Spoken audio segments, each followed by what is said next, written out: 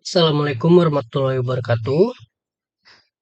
Perkenalkan, nama saya Wirawan Danang Siditama. Saya seorang mahasiswa dari Universitas Mercu Buana Kampus Menteng dengan NIM 44322110004 dari kelas Psikologi Komunikasi akan menjelaskan topik mengenai sikap, perilaku, dan efek dari media massa guna memenuhi kebutuhan penilaian tugas besar 2 dari matkul Psikologi Komunikasi.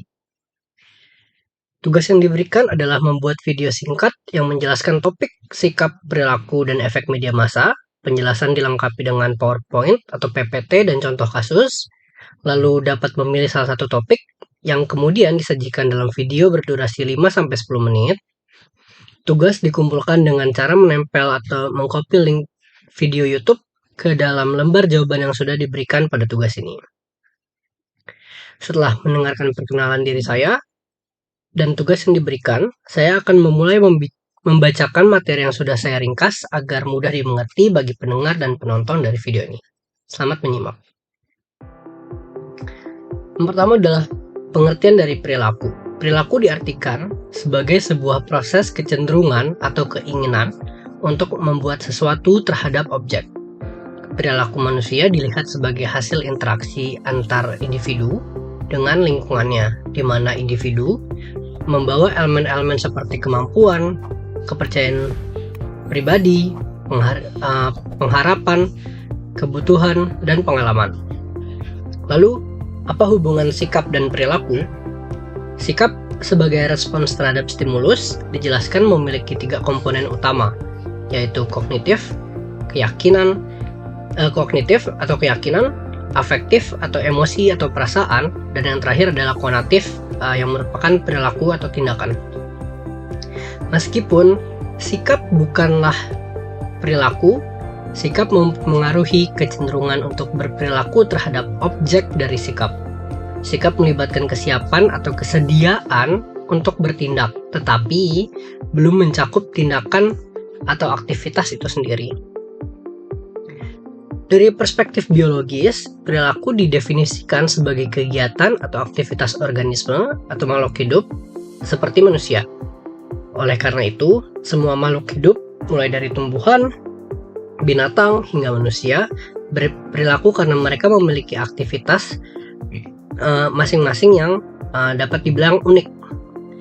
Perilaku manusia mencakup berbagai kegiatan seperti berjalan, berbicara, menangis, tertawa, bekerja, kuliah, menulis, membaca, atau hal-hal lainnya. Sikap dijelaskan sebagai kecenderungan untuk bertindak, berpersepsi, berpikir, dan merasa terhadap objek, ide, situasi, atau nilai. Meskipun perilaku sikap mempengaruhi kecenderungan untuk berperilaku dengan cara tertentu terhadap objek sikap dapat berupa benda, orang, tempat, gagasan, situasi, atau kelompok, dan kata terhadap atau pada objek sikap harus menyertainya. Dapat disimpulkan bahwa perilaku manusia mencakup semua kegiatan atau aktivitas manusia, baik yang dapat diamati langsung, seperti faktor-faktor yang membentuk perilaku melibatkan pengalaman, keyakinan, lingkungan fisik, sarana prasarana, dan faktor sosiobudaya, yang pada akhirnya membentuk pengetahuan, sikap, persepsi, keinginan, kehendak, dan motivasi yang membentuk perilaku manusia. Pembahasan selanjutnya memfokuskan pada pembentukan sikap atau attitude secara singkat, mengacu pada penjelasan dalam modul pertemuan ke-10 dengan pokok pembahasan mengenai perilaku. Berikut adalah faktor-faktor yang mempengaruhi pembentukan sikap atau attitude. Jadi pembentukan sikap tidak terjadi secara spontan dan dipengaruhi oleh 2 faktor utama, yaitu faktor internal dan faktor eksternal. Pada faktor internal ada selektivitas, yaitu manusia tidak dapat memperhatikan semua rangsangan dari lingkungannya dengan tingkat perhatian yang sama, jadi nggak equal. Oleh karena itu manusia akan selektif dalam menerima stimulus dari luar. Yang kedua adalah daya pilih. Manusia memilih stimulus dari luar yang sesuai dengan kebutuhannya, itu nyambung sama selektivitas. Lalu yang terakhir adalah minat dan perhatian. Manusia cenderung akan memilih stimulus dari luar yang sesuai dengan minat dan perhatiannya. Faktor-faktor internal ini juga dipengaruhi oleh motif-motif dan sikap yang sudah ada dalam diri pribadi seseorang. Yang kedua adalah faktor eksternal, di mana ada interaksi sosial. Interaksi sosial itu mencakup interaksi manusia di dalam dan di luar dari kelompok, dapat mengubah atau membentuk sikap baru. Lalu ada interaksi dengan kebudayaan, di mana pengaruh budaya, pendidikan, dan interaksi dengan orang lain yang dianggap baik dapat membentuk suatu sikap. Yang ketiga adalah media massa. Melalui media komunikasi massa seperti surat kabar, radio, televisi, buku, dapat membentuk atau mengubah dari sikap. Yang terakhir adalah pembentukan sikap, melibatkan interplay kompleks antara faktor-faktor internal dan eksternal, serta interaksi manusia dengan lingkungannya. Pembahasan terakhir yang akan saya bawakan pada video ini adalah masuk kepada pengaruh dari media massa terhadap pembentukan sikap dan perilaku. Media massa memiliki berbagai efek terhadap pembentukan sikap dan perilaku masyarakat. Beberapa efek yang sering diamati itu termasuk ada tiga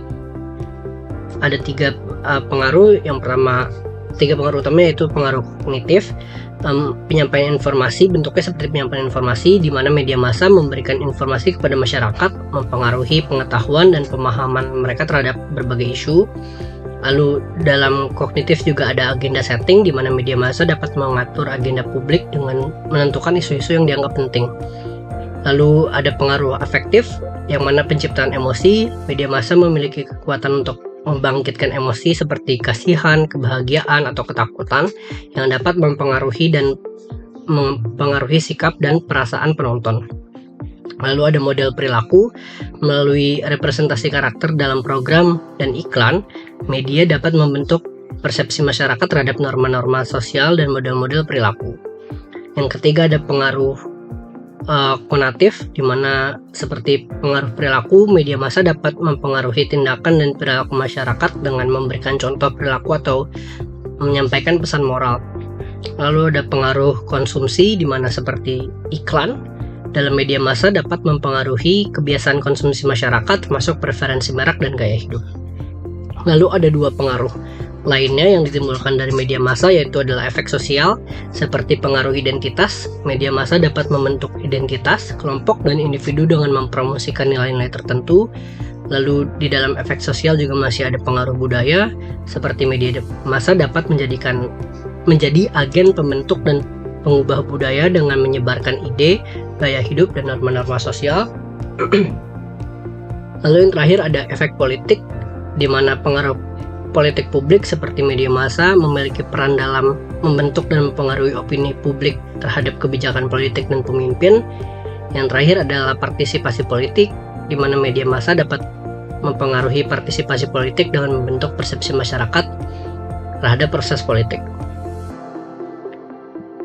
Penting untuk diingat bahwa efek media massa tidak selalu bersifat satu arah, dan masyarakat juga dapat mempengaruhi media melalui umpan balik dan partisipasi mereka.